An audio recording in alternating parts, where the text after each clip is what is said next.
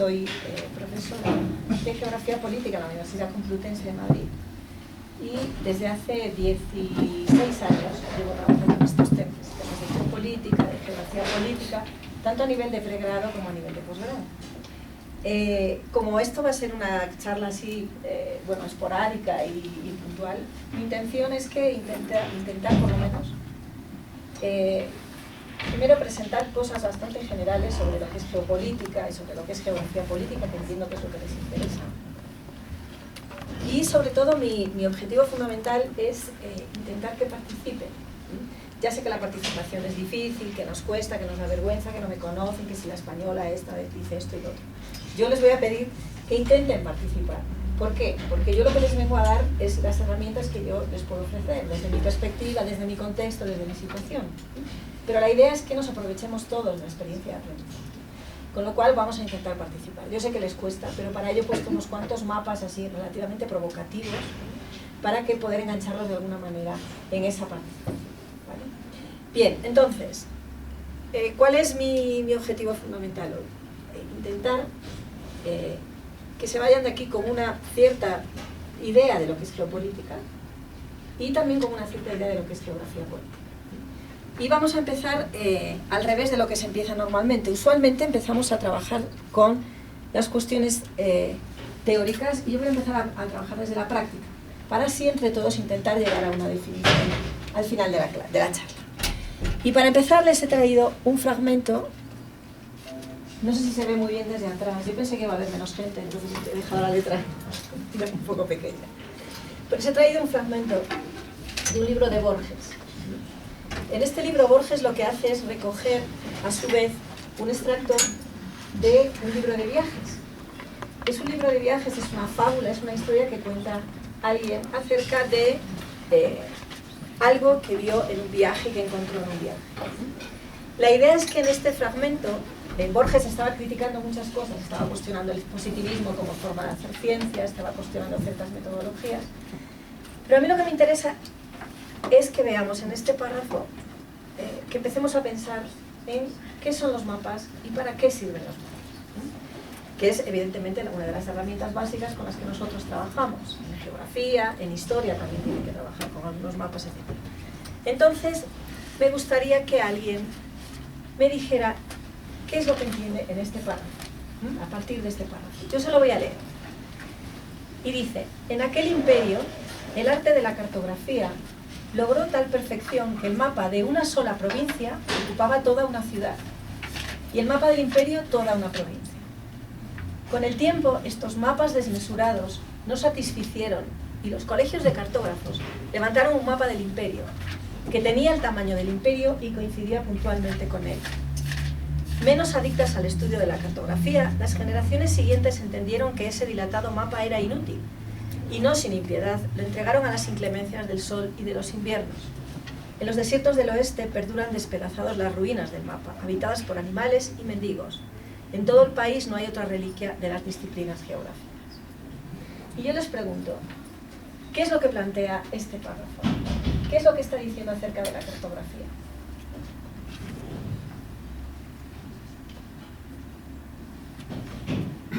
¿Qué es lo que hicieron esos cartógrafos? ¿Cuál era su objetivo cuando estaban haciendo el mapa? Intentaban hacer un mapa. ¿Y qué fue lo que hicieron? Que hicieron un mapa que era ¿cómo?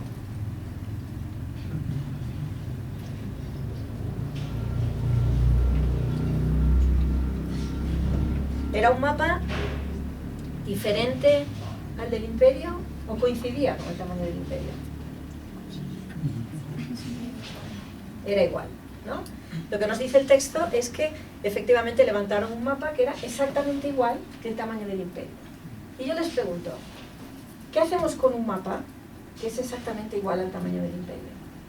¿Qué utilidad tiene ese mapa?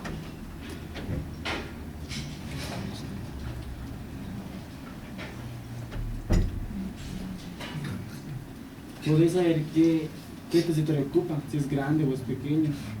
O también podemos ubicar en dónde exactamente queda. Entonces pensamos que sería útil un mapa que sea exactamente igual a la realidad. Les pregunto. ¿No? ¿Por qué no? Porque sería inmanejable, digamos, cuando buscamos ubicarnos, necesitamos algo práctico. Exacto. Y porque si queremos repetir exactamente la realidad, ya tenemos la realidad, no necesitamos un mapa. Me explico. Cuando nosotros queremos conocer la realidad, en historia, en geografía, en biología, en física, etc., necesitamos modelos de la realidad, porque si no serían inmanejables. ¿Entienden lo que les quiero decir?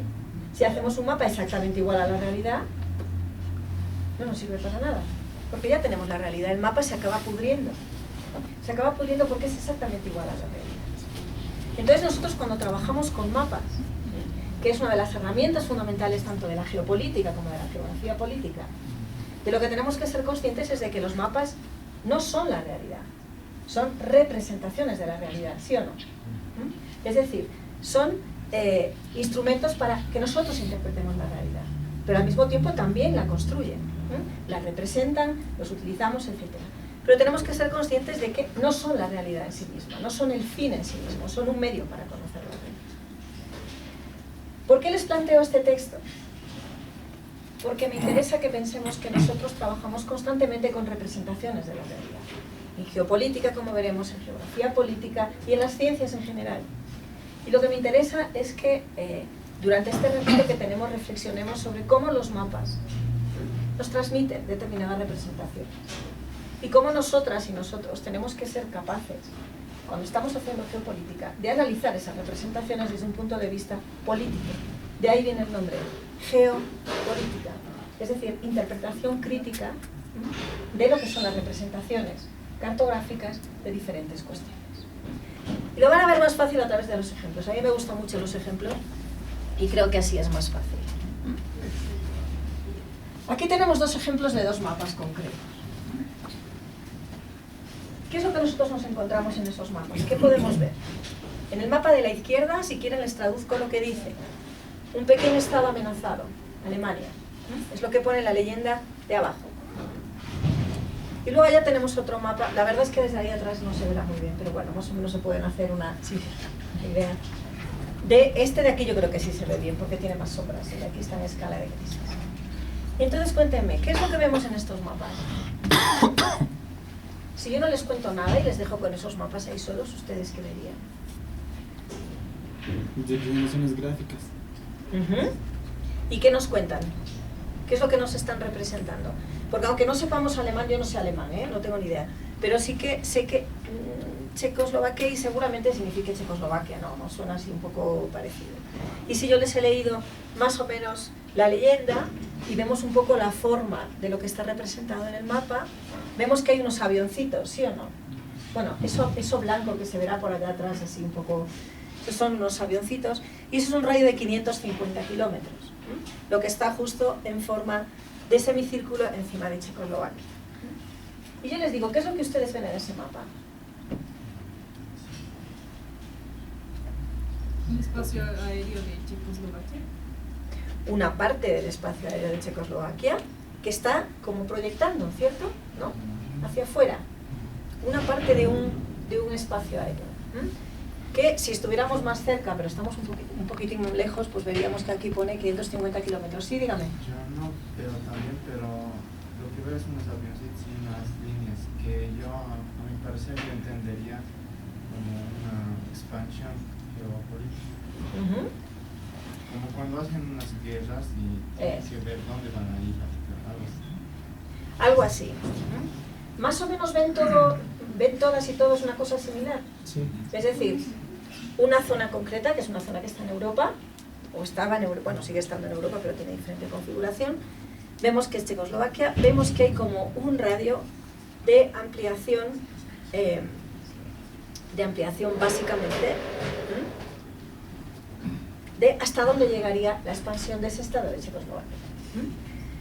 ¿Qué es lo que vemos en el siguiente mapa? En el siguiente mapa sí que tenemos que adivinar casi todo, porque entre que están lejos y no tiene leyenda es más complicado. En el siguiente mapa lo que vemos es, lo que está arriba es Berlín. El pequeño nombre que aparece allí de una ciudad es Berlín, y el que aparece allí abajo es Viena, no sé si lo ven bien desde allá atrás. Bien, ¿qué cosas tienen en común estos mapas? Los dos son mapas, es decir, son representaciones cartográficas de la realidad, son modelos. Ahora bien, Estos mapas nosotros los conocemos hoy porque hemos hecho un trabajo de geopolítica crítica para reconceptualizar estos mapas. Estos mapas ambos pertenecen a una escuela de geopolítica, que es la escuela de la Geopolitik, que es una escuela alemana de geopolítica, que funcionó desde finales de los años 20 hasta 1945. Es una escuela de geopolítica ligada a una práctica política concreta, que era la exterminación sistemática y la propaganda ligada al Tercer Reich alemán. Entonces, ¿a qué me refiero con esto? Estos mapas no solamente son representaciones, que también, pero esas representaciones llevan aparejadas una visión política, que es la que nosotros tenemos que conocer. Con lo cual, cuando nosotros estamos trabajando con los mapas y estamos haciendo geopolítica, tenemos que ser conscientes de que todos los mapas tienen un contexto, representan ese contexto, lo performan. Estos mapas formaban parte de la propaganda de la geopolítica nazi en un momento determinado. Cuando nosotros hacemos geopolítica, de lo que tenemos que ser conscientes es que estos mapas, lo que están proyectando es esa supuesta amenaza de Checoslovaquia a Alemania. O en el otro mapa, el mapa de la derecha es uno de mis favoritos, entre comillas, porque es un mapa que se titula El encierro de Alemania. Es un mapa que representa el supuesto encierro que los pueblos del este le estarían haciendo a Alemania antes de la Segunda Guerra Mundial. ¿Entienden lo que les quiero decir? Los mapas siempre llevan representados o llevan aparejados una representación. Y en esa representación, precisamente trabajar con y ver y acercarnos a cuál es la política de esa representación, es la tarea de la geopolítica. Lo que ocurre es que, como veremos después, la geopolítica en determinados tiempos estuvo asociada a determinadas prácticas políticas, a la guerra, a la propaganda. Pero no toda la geopolítica es esta. Hay una corriente muy grande de geopolítica crítica que precisamente lo que intentamos hacer es mostrar la parte política de todas estas cuestiones, que tienen aparejada una representación también determinada. Pero entienden la relación entre la representación cartográfica y la parte política. Ven la unión, ¿verdad? Vamos a seguir con más ejemplos un poco más actuales. Este mapa es otro de mis favoritos y está hecho aquí, en América Latina. Es un mapa del año 1959 de Golbery de Couto e Silva. ¿Alguien le suena a Golbery de Couto e Silva? Golbery de Couto e Silva era un general brasileiro, que tuvo mucha importancia durante 40 o 50 años en el Estado de Brasil. Bien, como son historiadores, tenemos la fecha, eso es una suerte, mapa de 1959. ¿Qué es lo que vemos en este mapa? Que ya ven que no se ve muy bien, pero bueno, más o menos se puede adivinar lo que está diciendo el mapa. ¿Qué es lo que vemos en este mapa? ¿Qué es lo que nos representa este mapa?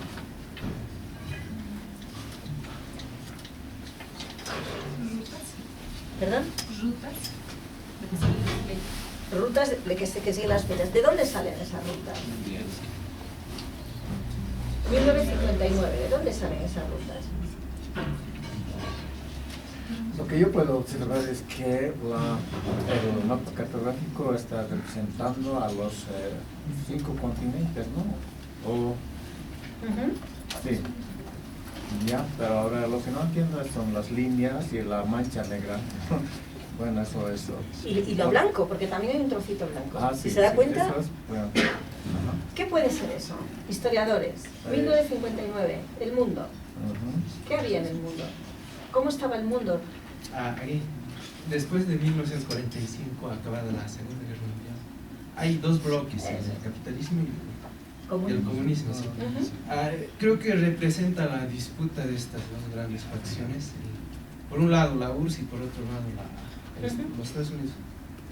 Efectivamente, si nosotros viésemos bien la leyenda, cosa que no ocurre, pero es culpa de que el mapa también está un poco usado, veríamos que lo que está representado con rayas diagonales es lo que Golbery de Couto e Silva denomina Occidente y asociados.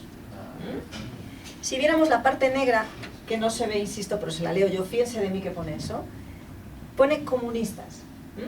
Y el tercer bloque, el blanco, ¿qué creen que puede poner? Fíjense dónde está señalando, Egipto, ¿a qué le suena? La India.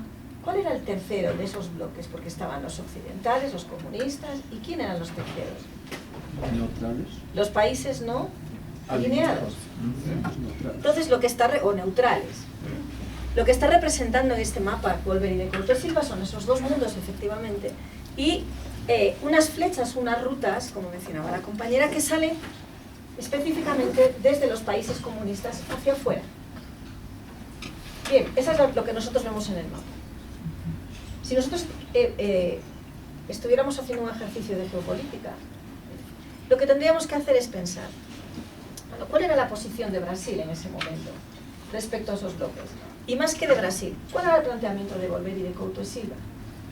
Wolver y de Couto e Silva era geopolítico, era militar, y participó activamente en traer la doctrina de seguridad nacional a Brasil, es decir, alinear Brasil con Estados Unidos y contestar el bloque de los países comunistas. ¿Me entienden lo que les quiero transmitir? Este mapa no solamente está mostrando una distribución del mundo, además lo que está proyectando es que desde esos países comunistas, a través de esas rutas, estaría existiendo una expansión hacia otros lados. Cosa que efectivamente ocurría. Pero la expansión no era solo de un lado, ¿o sí? Si han estudiado la Guerra Fría, saben que la expansión eran dos bloques, no era solo uno. Con lo cual, lo que nosotros vemos en este mapa es como Wolver y de Couto e Silva, en este caso, lo que estaba intentando hacer es proyectar una visión del mundo, ¿sí o no? Es una visión del mundo. Independientemente de que el mundo pueda circular de una forma o pueda circular de otra. Eso es lo que es la geopolítica. Es una forma de representar el mundo. Y nosotros lo que tenemos que hacer para acercarnos a ella es precisamente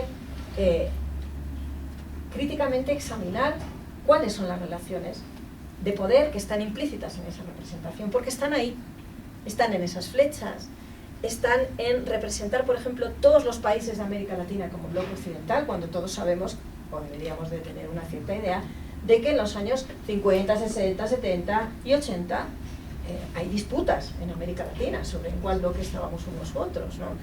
Y no les cuento en algunos otros países de Europa también, que estaban en la órbita, tanto de los países de la Unión Soviética como en relaciones con Estados Unidos.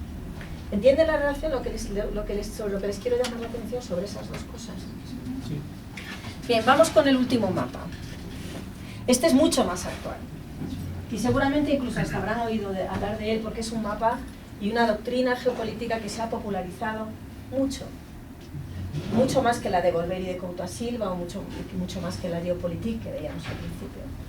¿Por qué se ha popularizado? Porque se ha convertido en momentos puntuales en, digamos, la base política para determinadas actuaciones específicas en determinadas partes del mundo. No sé si les suena Huntington, Samuel Huntington. Es un politólogo, yo también soy politóloga, o sea que bueno, algo teníamos que tener. Samuel Huntington escribió un artículo en 1993 que se llamaba El choque de civilizaciones, que lo publicó en una revista estadounidense que se llama Foreign Affairs, que es como muy importante. Y después escribió un libro en 1996 que se llama El choque de civilizaciones. Bien, ¿qué es lo que plantea Huntington en su libro El choque de civilizaciones? ¿Les suena? ¿Han oído alguna vez esto del choque de civilizaciones? Pues seguro que van a ir a hablar de él en el futuro, porque es una forma relativamente cómoda y simple de explicar lo que ocurre en el mundo. Otra cosa es que esté sujeta efectivamente a una determinada política de poder. Bien, estamos en 1996, se terminó la Guerra Fría, terminó en 1989. ¿Qué es lo que ocurre después de 1989? Se cae la representación política hegemónica de los dos bloques. Y desde ese momento se acabó. Es decir, ¿cuál es la representación hegemónica? ¿Tenemos alguna? Es la gran discusión en geopolítica, de hecho. ¿Existe alguna? ¿Existe una pugna por varias representaciones? ¿Existe un mundo multipolar, un mundo unipolar? Bueno, en esas estamos todavía, ¿no? Y este señor, muy oportunamente, en 1996, a partir de un análisis de la guerra de la ex Yugoslavia, les sonará el conflicto de Yugoslavia, etc., lo que hace es publicar un artículo y luego es un libro en el cual básicamente lo que entiende es que desde la caída de la Guerra Fría todos los conflictos que se van a producir en el mundo se van a deber a lo que él denomina el choque de civilizaciones o la fractura entre civilizaciones. ¿Qué es lo que él entiende por civilización? Eso es muy interesante. Él entiende que las civilizaciones son específicamente unidades que, digamos, tienen determinados elementos homogéneos, pero sobre todo la religión sería el elemento fundamental que caracterizaría a cada una de esas civilizaciones. Si se dan cuenta, es un concepto de civilización muy poco antropológico. De antropología, el concepto de civilización, como seguramente sabrán, está más ligado a la tecnología, etc. Por ejemplo, ese concepto de civilización nunca contemplaría civilizaciones que existieran en América Latina. Pero bueno, esa es otra discusión. Él lo que tiene es un concepto de civilización basada en la unión religiosa, en una cuestión religiosa. Y a partir de ahí, lo que hace es distinguir varias civilizaciones que son las que nosotros vemos en él. Tenemos, por supuesto, la civilización occidental, que para Huntington sería América del Norte y Europa, Australia y Japón. ¿Vale? Eso sería lo que él considera la civilización occidental. ¿Qué más civilizaciones establece Huntington? Pues, por ejemplo, ¿cuáles más se les ocurre que pueda establecer? Bueno, son estas que están aquí, o sea que tampoco tiene mucho secreto. Pero ¿qué más civilizaciones creen que puede establecer Huntington? La occidental, claro, evidentemente, le está escribiendo para la civilización occidental. ¿Qué más civilizaciones creen que puede existir según ese criterio religioso? La islámica, sí, ¿no? Si estamos hablando de civilizaciones en función de criterios religiosos, la islámica sería una. Si se dan cuenta, y los mapas se ven fatal, les pido disculpas una vez más, sería esa que está rayada, esta de acá. Esta sería la civilización islámica, ¿sí? Que como pueden ver, bueno, no se ve muy bien, pero yo se lo cuento, está rayada y no ocupa solamente el norte de África y parte de Asia, sino también parte del sudeste asiático, países como Indonesia, por ejemplo, en los cuales encontramos una cierta importancia de la religión islámica. ¿Qué más religiones, qué más civilizaciones nos encontramos? Por ejemplo, aquí, ¿qué civilización sería esa en función de la religión? ¿Qué se les ocurre? ¿La civilización? ¿India? ¿Hindú? ¿Me suena religión hindú? Vale. Y así sucesivamente. Él va marcando diferentes, la ortodoxa, la cristiana ortodoxa, luego él también va distinguiendo zonas, por ejemplo, en las que podríamos hablar de otra civilización, que curiosamente ahí sí que no tiene nada que ver con la religión, que es la civilización africana, y que la establece al sur de África, es decir, el África subsahariana. Él básicamente, esta teoría ha sido muy cuestionada ya, o sea que tampoco vamos a incidir mucho, pero básicamente lo que plantea Huntington es, bueno, la civilización, las guerras del futuro se van a producir por las fallas entre estas diferentes culturas. Es decir, van a chocar, por ejemplo, la civilización occidental y la civilización islámica. Y van a chocar siempre en zonas de encuentro, por ejemplo, Oriente Medio, por ejemplo, África, por ejemplo, Yugoslavia. Él estaba sacando todo a partir de la guerra de Yugoslavia. Y como esas guerras se van a producir a partir de aquí, la estrategia más razonable para las diferentes civilizaciones es hacerse aliados para que esto no ocurra. Bien, por si les interesa y a modo de anécdota, por decirlo así, como les digo, esta teoría ha sido muy cuestionada, muy criticada por entender que no existe unión, las religiones no son un criterio homogéneo y cerrado, las identidades tampoco son homogéneas, es decir, Occidente, ¿qué es Occidente? Es una idea, una representación, pero es muy vaga. Y luego otra cosa que a mí me interesa, por la que ha sido muy criticado y que es la que les quiero comentar, es por el papel de América Latina en este mapa. Para Huntington digamos que intenta, a veces lo hacemos, ¿no? Tenemos una teoría e intentamos que todo nos quepa dentro, pero a veces no caben las cosas y tampoco hay que forzar. Entonces lo que hace con América Latina es decir que América Latina no es de la civilización occidental. Lo cual es interesante, porque claro, si nosotros pensamos desde la colonización, aquí hay catolicismo, en mayor o menor medida, pero sí forma parte. Si nosotros nos basásemos solamente en la religión, pues a lo mejor tendríamos que entender que América Latina también es occidental, siguiendo su criterio. Pero además hay otro problema. Nosotros en América Latina, al igual que en Europa, y al igual que en otras zonas, el catolicismo no es mayoritario necesariamente. También está el protestantismo y otras formas de religión. Entonces, ¿qué es lo que ocurre? Le pasa lo mismo con América Latina que con África. Como no le cuadraba bien en el criterio, lo que dijo es, bueno, realmente América Latina no puede ser occidental porque son pobres. Bien, esto se lo cuento a modo de anécdota. Pero lo que les quiero decir con esto es que esta representación que parece relativamente inocente y que hace un señor en la universidad, un día que se le ocurre hacer una teoría y construirla, no hubiese tenido mayor importancia si se hubiese quedado en la universidad. Pero resulta que en Estados Unidos, y después de los atentados del 11S y del 11M en Estados Unidos y en España, hubo una parte de políticas de gobierno que tomaron esta visión geopolítica como un ejemplo para explicar lo que había ocurrido. No en función de conflictos económicos o políticos, etcétera, sino por una cuestión cultural. Lo explicaban a partir de una cuestión cultural.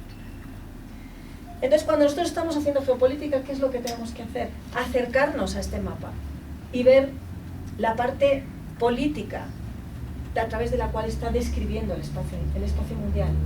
Porque lo está describiendo, pero está plasmando unas determinadas relaciones de poder. Si esto hubiese pasado desapercibido y no lo hubiésemos visto más, pues no tendría mayor importancia.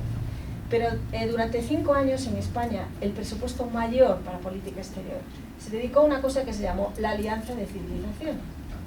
La Alianza de Civilizaciones fue una alianza entre Irán, España, Turquía y otros países, que lo que querían era revertir esa idea de que había un choque de civilizaciones. Y yo les pregunto, ¿existió alguna vez un choque de civilizaciones?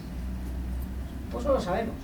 Pero si tenemos estados que están gastando dinero en revertir ese choque a partir de una política exterior de alianza de civilizaciones, le estamos dando existencia a esas civilizaciones, ¿sí o no? ¿Entienden lo que les quiero decir? Entonces, estamos reconociendo la existencia de esas civilizaciones y de ese choque. Da igual que esto sea verdad o no, porque ya estamos dándole verdad si nosotros estamos actuando en función de ese planteamiento. Entonces, cuando nosotros hacemos geopolítica, eso es con lo que tenemos que trabajar, con el contexto de la política de poder de donde surgen las representaciones del espacio mundial. Porque todas tienen ese contexto de poder. Y siendo historiadores o teniendo interés por la historia, es muy importante y es muy interesante que lo sitúen así. Porque precisamente eso es lo que nos permite saber que hay formas de hacer geopolítica que justifican guerras, formas de hacer geopolítica que justifican muchas cosas, y también formas de hacer geopolítica que son lamentablemente las menos conocidas, que son muy críticas con eso, y que son geopolíticas y geografías específicamente hechas, por ejemplo, para la guerra. ¿Vale? Bien, me siguen hasta aquí más o menos el argumento, ¿sí? Bien, pues entonces ahora es cuando viene lo más aburrido, que es la parte más teórica. Ahora que ya nos hemos distraído un poco con los mapas, vamos a hacer una recopilación de todo esto para volver al principio de la clase. ¿Cuál es la relación entre geopolítica y geografía política?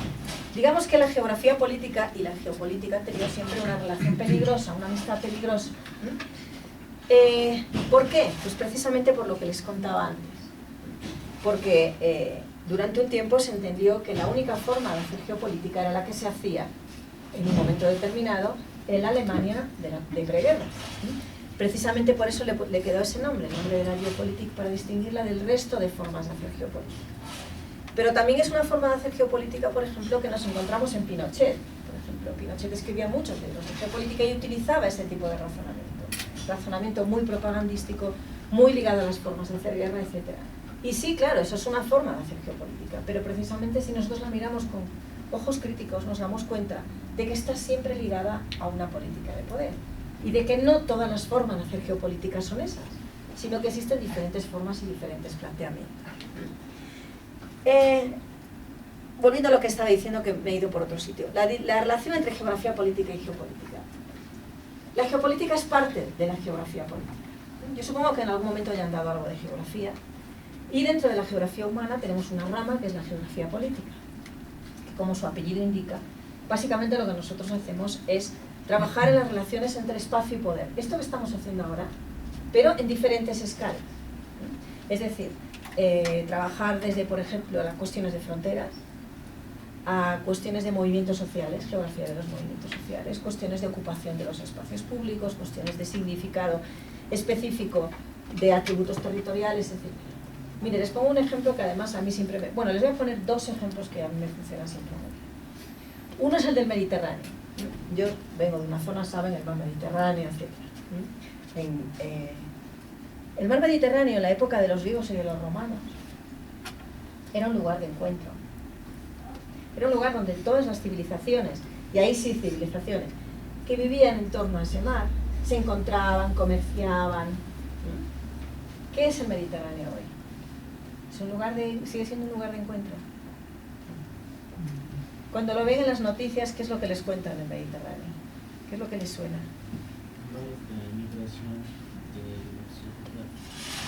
un lugar de migración, un lugar de muerte de esos migrantes, un lugar de conflicto, de separación entre el norte y el sur. Bien, el mar Mediterráneo ha seguido siendo el mismo, probablemente siga siendo el mismo. Lo que ha cambiado es la visión política que se va construyendo sobre ese espacio. ¿Entienden lo que les quiero decir? Eso es lo que hace la geografía política. Estudiar la relación entre espacio y poder, entre lo espacial y el poder político. Otra cosa que hace la geografía política, por ejemplo, es también estudiar cosas de geografía electoral. Es muy interesante ver, por ejemplo, la distribución de los resultados electorales en función de diferentes espacios, porque estoy segura de que saben que hay determinadas zonas y determinados territorios que apoyan a determinados partidos, siempre de la misma forma. Entonces, los que en geografía política también estudiamos eso. Y además de todo eso, también estudiamos las relaciones entre estados y entre actores internacionales, y cómo eso va construyendo una representación del espacio a nivel internacional. Y esa parte de la geografía política que trabaja en la escala de lo internacional o de lo global es lo que es la geopolítica. ¿Entienden lo que les quiero decir? La geografía política es como la madre, la nave nodriza, por decirlo así. Y la geopolítica es la que trabaja en la escala de lo global. Como les decía, por esta relación peligrosa que hubo en la Segunda Guerra Mundial entre geopolítica y guerra, durante mucho tiempo en las academias europeas, en la universidad, sobre todo en la parte continental, Francia, Alemania, la geopolítica y la geografía política estuvieron fuera de la universidad, porque se entendía que lo que hacían era precisamente provocar, ayudar, promover prácticas relacionadas con la guerra. Pero eso se acabó en los años 70. Desde los años 70 hay una renovación con la geopolítica crítica y hay una renovación con la geografía política en general, que lo que hace es precisamente trabajar en esta línea. Entonces, la relación entre las dos es que la geografía política es la disciplina nodriza, por decirlo así, y dentro de la geografía política encontramos la parte de la geopolítica que es la que trata con la escala de lo global. Y luego lo de las amistades peligrosas, eso me interesa marcarlo. Hay muchas formas de hacer geopolítica, pero no entendamos que toda la geopolítica es un arma para la guerra, está relacionada con la Segunda Guerra Mundial o está relacionada con el conflicto. Hay muchas formas de hacer geopolítica. Por eso le hemos dejado el nombre de geopolítica, precisamente a esa geopolítica relacionada con Alemania o también con otras dictaduras en otras zonas. Bien. Y aquí tiene una definición. Normalmente yo sé que las clases se empiezan siempre al revés. Se empieza dando primero la definición y luego lo que se hace es empezar a ponerlo en práctico. Yo creo que para llegar a saber lo que es la geopolítica hay primero que hablar con los mapas. Hay que enfrentarse con los mapas y hay que ver qué nos dicen los mapas.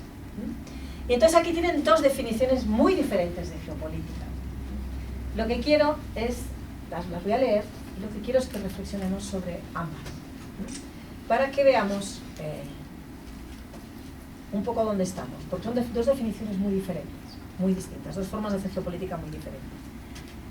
La primera es una definición que dice que la geopolítica sería el estudio de las relaciones geográficas externas de los estados, y más específicamente de los aspectos geográficos de esas relaciones exteriores y de los problemas de los estados. Es decir, estados de relaciones exteriores de los estados, desde un punto de vista geográfico. La segunda definición que yo les traigo es que la geopolítica es un discurso que construye culturalmente el mapa global.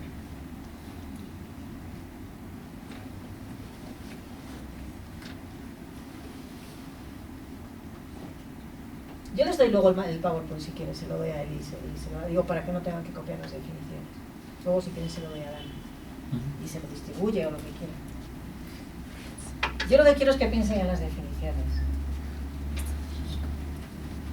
Tenemos la primera y tenemos la segunda. ¿Qué es lo que hemos estado haciendo hace aproximadamente 15 o 20 minutos cuando veíamos los mapas? ¿Qué era lo que yo les estaba haciendo? Les estaba haciendo una trampa, claro. ¿Qué era lo que yo les contaba cuando les estaba contando los mapas? Les decía, fulanito hace esto, fulanito hace lo otro. Y entonces la política de poder es esta.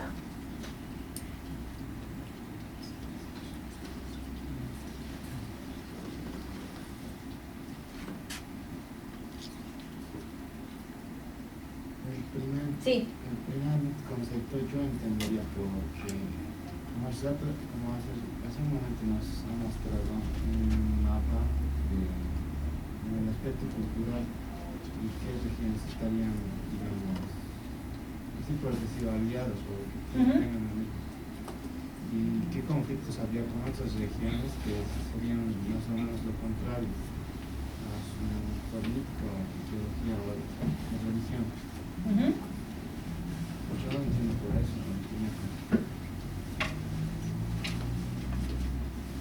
¿Y el segundo? ¿Qué es lo que yo he estado haciendo desde que he llegado aquí? Más o menos.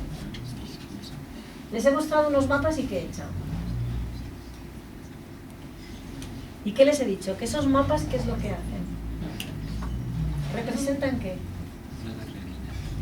¿Verdad? Representan la realidad. Y precisamente por representar esa realidad, ¿qué es lo que hacen? ¿Construir qué? ¿Construyen una realidad en sí mismos? ¿O construyen realidades culturales y formas de ver el mundo?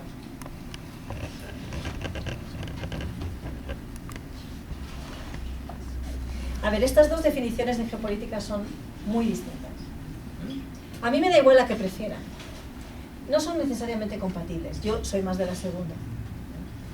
La primera es más una definición clásica, que entiende que lo geográfico determina la política. La geopolítica que yo hago entiende que no es la lo geográfico lo que determina la política, sino que la política escribe lo que es geográfico y representa el espacio geográfico. Si se dan cuenta, en el primer mapa que yo les he mostrado, en el segundo sobre todo, en el mapa de Golbery de Couto e Silva, buscábamos todos los países occidentales, los países comunistas y los países neutros. Es una representación del espacio que efectivamente esto funcionó durante mucho tiempo. Pero la pregunta es, ¿esa representación construye el espacio global o es una representación que está ligada a una determinación del espacio que lo que hace es construir el carácter político de un espacio? Me explico, voy a volver a rebobinar. El estar situado en una parte del globo ¿determina tu condición política? ¿O es la política la que decide la parte espacial de un lugar determinado? Les voy a poner un ejemplo. Todos han oído hablar de Oriente Medio, ¿cierto? Saben dónde está Oriente Medio. Saben que es una zona relativamente conflictiva. Es una zona conflictiva porque se producen conflictos. Lo vemos constantemente en la televisión cada día. Y yo les pregunto, ¿esos conflictos se producen porque estás situado donde estás situado? ¿O esos conflictos se producen por una política de poder que ha venido representando ese espacio como el espacio en el cual las grandes potencias decidían cuál era el equilibrio a nivel mundial? La segunda. O sea, somos conscientes de que nosotros no nos levantamos un día por la mañana en Oriente Medio y decimos vamos a matar a alguien porque somos conflictivos, sino que eso está ligado a una construcción política de lo que es el espacio. ¿Entienden lo que les quiero decir? Bueno, pues si todos están de acuerdo con eso, tendrán la segunda definición. Pero pueden utilizar la primera. A mí también me gusta mucho la geopolítica clásica, pero creo que tiene ciertos peligros. Esencializar a los espacios como si tuvieran unas características que no fuesen políticas. Es como Ratzel, el viejo Ratzel, que es el fundador de la geografía política. Tenía unas ideas un poco curiosas acerca de lo que era el Estado, porque decía que era un organismo vivo. ¿Y qué ocurre? Que si nosotros pensamos que el Estado es un organismo vivo, ¿quién toma las decisiones? ¿No? Quiero decir, si nosotros le escribimos propiedades humanas o biológicas a algo político, lo que estamos haciendo es eliminar la parte política del análisis. Porque claro, se rige por los criterios de las leyes naturales. ¿Entienden lo que les quiero decir? Entonces, la idea es que precisamente cuando nosotros estamos trabajando con estas cosas, pensemos específicamente en las características que aparecen en los mapas, que son las que construyen lo que es el espacio internacional. Piensen en la Guerra Fría, por insistir en la misma idea. La Guerra Fría, yo no sé, porque ustedes no habrían ni nacido. Bueno, algunos sí, pero vamos, probablemente no habrían ni nacido. Pero a nosotros siempre nos enseñaron la representación de los dos bloques, que existían dos bloques, y que existía una cosa que se llamaba el telón de acero. Nos contaban que al llegar a Alemania Oriental había un telón de acero. Ese telón nunca existió, evidentemente. No había un telón de acero, había un muro, había otra cosa. Pero esa representación trascendió y se convirtió en hegemónica. da igual que existiera un telón de acero o no, lo que había era una división clara. Entonces la geopolítica lo que hace precisamente es analizar toda esa parte política de representación del poder que está implícita en esos modos. Bien, y para terminar, ¿qué es lo que hacemos cuando estamos haciendo geopolítica? Creo que he conseguido desesencializar, o mi objetivo es desesencializar esa idea de geopolítica como un arma para la guerra. Creo que nosotros, si hacemos geopolítica, tenemos que analizar de forma crítica esa relación. ¿Qué es lo que hacemos ahora en geopolítica en la actualidad? Los que hacemos geopolítica, lo que nos apasiona el análisis político. Hay como 3 ámbitos de investigación, de los que espero que se enganche alguien, 2, 3 personas, nunca se sabe, a lo mejor aquí sale alguien al que le guste esta disciplina. Analizamos tres ámbitos, tenemos 3 ámbitos de trabajo fundamentales: la geopolítica teórica, la práctica y la popular. Mi favorita es la popular, obviamente, pero para llegar a hacer bien la parte popular hay que hacer primero bien las otras, la teórica y la práctica, que son las más difíciles. ¿De qué se encarga la geopolítica teórica? La geopolítica teórica básicamente lo que hace es lo que yo les acabo de hacer hace 10 minutos. Coge teorías geopolíticas, modelos, visiones, doctrinas producidas por académicos, universitarios, think tanks, etc. Y él las analiza y les muestra precisamente esa política de poder que nosotros veíamos hace 15 minutos. Es decir, Golbery de Couto a Silva, ¿quién era? ¿Cuál era la visión de Brasil en ese determinado momento? ¿Por qué tenemos que entenderlo de una determinada forma? Esos modelos formales, dentro de esos modelos formales está Huntington, que es el que hemos visto, está también Golbery de Couto a Silva, pero estaría también, por ejemplo, clásicos como Mackinder, que seguramente les sonará si les interesa algo la geopolítica, Mackinder, Mahan, Speakman, que son como los clásicos, por decirlo así, Haushofer. Esas teorías geopolíticas son teorías, de ahí que cuando hacemos geopolítica teórica lo que hacemos es analizar esas teorías y ver precisamente cuál es la política de poder que está relacionada con ellas, cuál es la visión que está relacionada con ellas, cuál es la representación que va con ellas.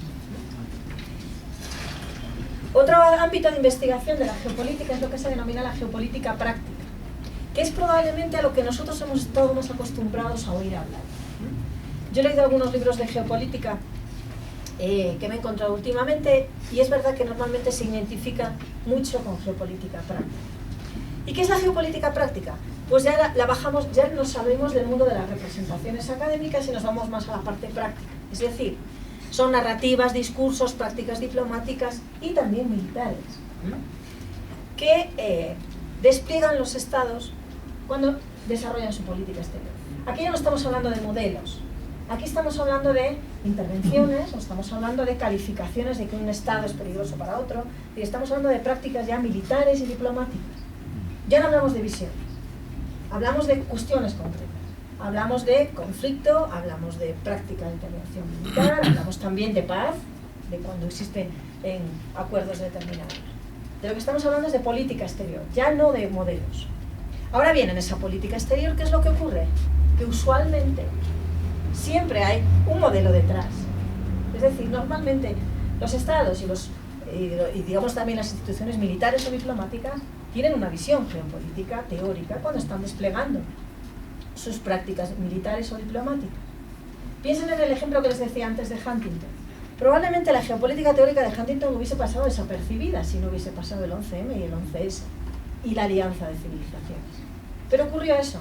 Y resulta que en un momento determinado un modelo muy simple, porque es un modelo bastante simple, lo que hizo fue solucionar y dar una visión teórica a una práctica política exterior determinada. Entonces, esa es la unión entre la geopolítica teórica y la práctica. Porque en la mayoría de los casos siempre hay esas dos uniones, entre modelos y prácticas diplomáticas y militares.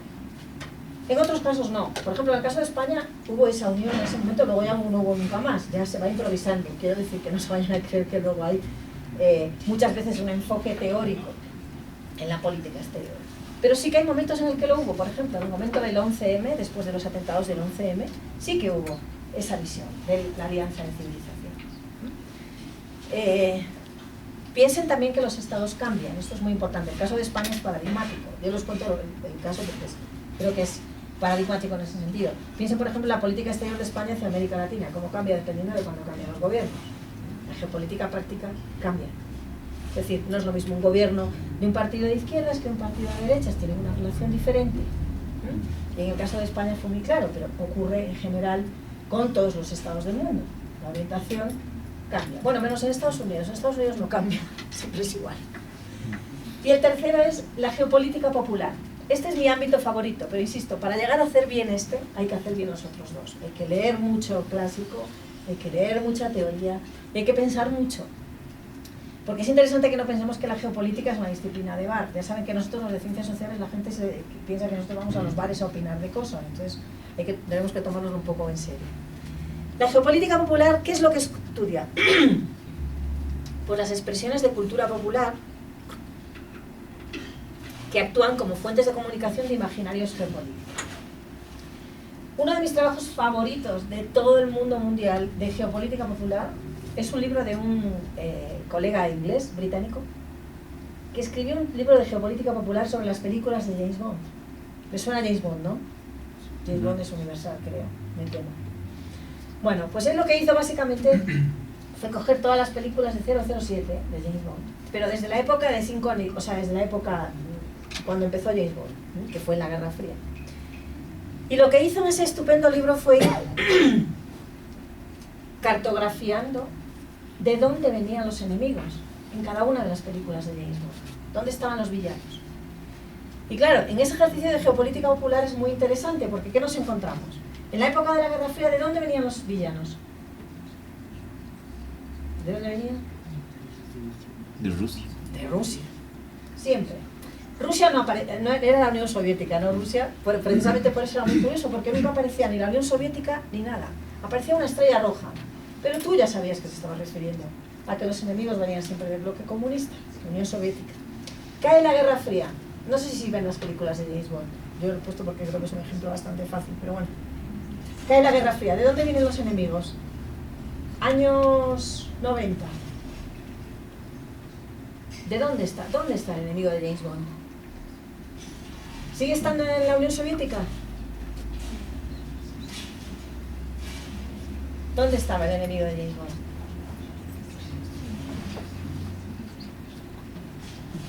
¿Dónde se les ocurre que puede estar? En realidad hubo varias fases. Una época en la que el enemigo era, bueno, entendíamos que era latino. Entendíamos que era latino porque salía con unas botas así de taco y unos abrigos largos y iba por un sitio que podría ser Miami. Pero tampoco decía específicamente que fuese latino. Pero sí entendíamos que podía estar ligado a Centroamérica, Sudamérica, América Latina, mezclado con... Luego cambió, hubo una época en la que los enemigos parecían de Oriente, de lejano Oriente. Yo no se distinguía muy bien China de Japón, pero sí sabíamos que de por ahí venía la cosa, porque había unas letras como, bueno, que nos daban un distinto tipo de alfabeto, etc. Luego cambió, y luego fue ¿a dónde? ¿Dónde estaba el enemigo en los principios del año, en los años 2000? Hasta el 11S, ¿dónde estaba?